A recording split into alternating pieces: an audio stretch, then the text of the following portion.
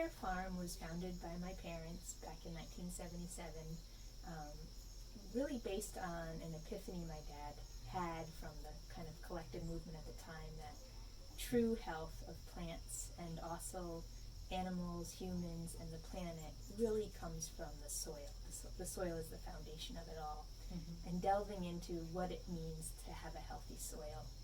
And for him, it kept coming back around to adding organic matter, and a great efficient way to do that is by making compost to add into soil beds.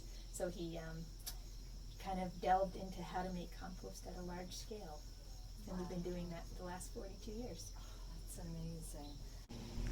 So a good quality compost should be dark in color, black in color, full of life. There should be billions of microorganisms in one handful. Should have a neutral pH and be made from a wide range of ingredients. So ours is made from seaweed, yard materials, food scraps, fish scraps, manures, bedding, all sorts of ingredients, so that you end up at the end with a wide range of micronutrients. A poor quality compost will be lighter in color and generally just made from yard materials, so you don't get that range. It's kind of like the similar of just having a carb-based diet versus a really diverse, produce-filled, micronutrient, getting fish, all sorts of things in your diet. So you need a lot of different things to have a really healthy compost. A well-made compost as well. In the beginning stage, the microorganisms are metabolizing very rapidly. They've got the right mix of carbon, nitrogen, moisture, and air, and so they are going to be digesting things really quickly, heating up, they're procreating, and that just creates a lot of heat. So each week we test the temperatures, we make sure it's between 140 and 160, and then we know that weed seed and plant pathogens have been sterilized. That's helpful, so at the end, your end product has no weed seed or plant pathogens, so it makes gardening so much easier when you're spreading this on your garden. There's no weeds that are going to grow in it, and it's full of life at the same time. So Okay. And you said that you like to take your time with it, because Yes. then you get a better product. A good compost takes time. Ours takes 18 months, 12 months to make the compost, and we let it mature for 6 months. And that's when the higher life forms come into the compost. In the beginning, it's bacterially dominated, but now at this stage, there's lots of fungi, nematodes, all sorts of microarthropods. It's just full of life, which is what you need to release nutrients to plant roots. It's amazing. Okay, and what's your vision moving forward? Where would you like to see this go? Because you've taken over, or you're very much involved in the business. Yes, we had a great succession plan the last 3 years, so my dad has handed me the reins, and we have a limited footprint here, so we can only make 5,000 yards of compost a year here, but we've made our process even more efficient than it was before, and we are reaching a wider audience with our compost now. We have it at a lot of garden centers in Rhode Island, Connecticut, and Mass, and teaching a lot of classes on how to truly have the healthiest produce you could grow with the compost, so getting it out to a bigger audience. Okay, and how would you say that we're doing in Rhode Island in terms of composting? I think it's been we've been in it now for 4 decades, so it's been sort of a slow progression, a lot of starts and stops and things that have helped the industry and things that have hindered, but I think we're doing okay. There's starting to be more of awareness. I think Rhode Islanders are excited about composting, but there's very limited knowledge. I think a lot of people just think of composting as doing something with your food scraps that might be mysterious, and there's so much more to it and you can't make a compost out of just food scraps. You need to have other ingredients as well. For example, you need to have 30 parts carbon, which is leaves, wood chips, yard materials, trimmings, to 1 part nitrogen, which is like your food scraps or your fish scraps or manures. So it's a lot more of that bulking carbon material than food scraps. If you just try to compost food scraps, you're going to end up with a slurry, stinky mess. So I think a lot of people have maybe been excited about that, started and had a kind of a failed or gross experiment with it and then given it up. So we need to have a lot more education on how to do that, which is something I'm excited. I have very simple videos on our website of how to compost at home. And there's also starting to be more collection companies that go around and pick up food scraps from people's residences. And can you tell us a little bit about that? Sure. There's a few companies that do that now.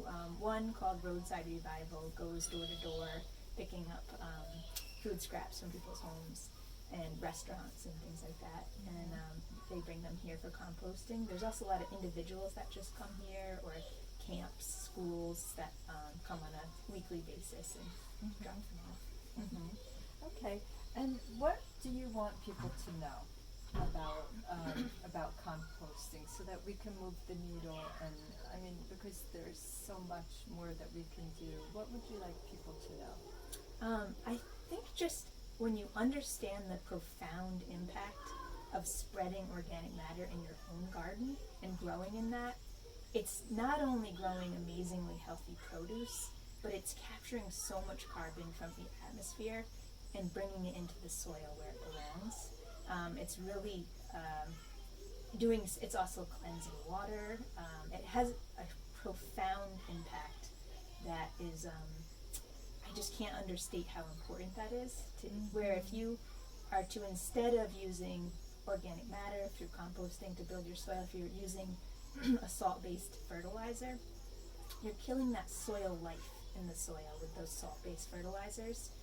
And the plant is no longer, although it'll grow and look healthy, it's not bringing the carbon from the atmosphere into the soil to be captured. It's the microorganisms that do that part.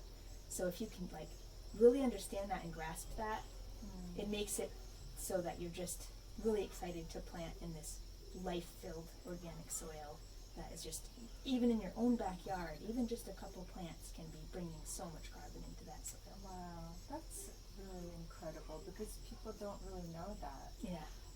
So a lot of people just go to the garden center and they get these big bags of soil. Sometimes it even says organic, but can we trust that? There's some labels that you can trust if it's OMRI listed, OMRI. That is that goes through a process, so it's definitely approved for organic farms to use.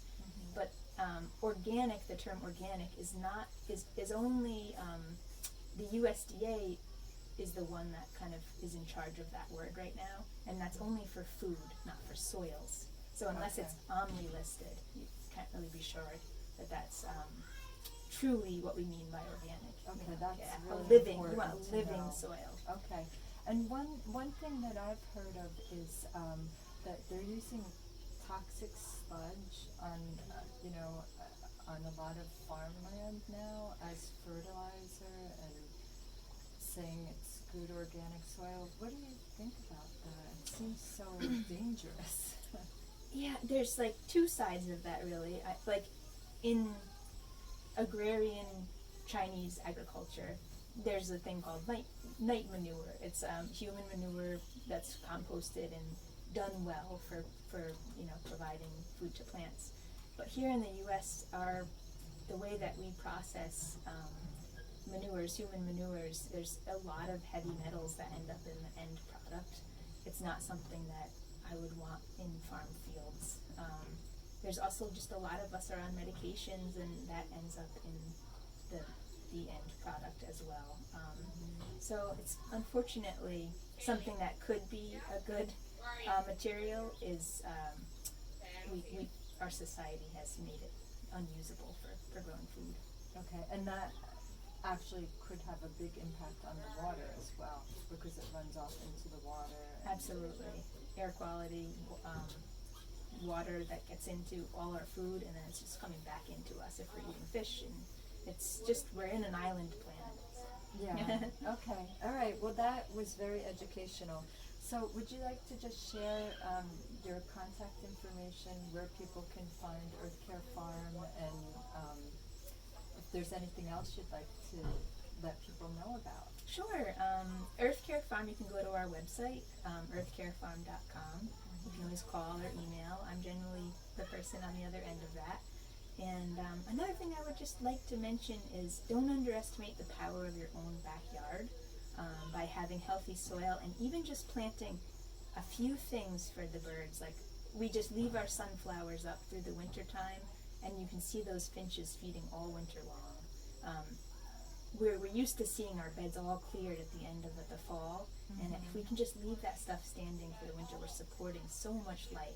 A lot of pollinators are, nesting in the wintertime in the stems of plants, and just, I don't know, don't underestimate the power of that. If everyone's backyard was a haven for wildlife habitat, we would be in great shape.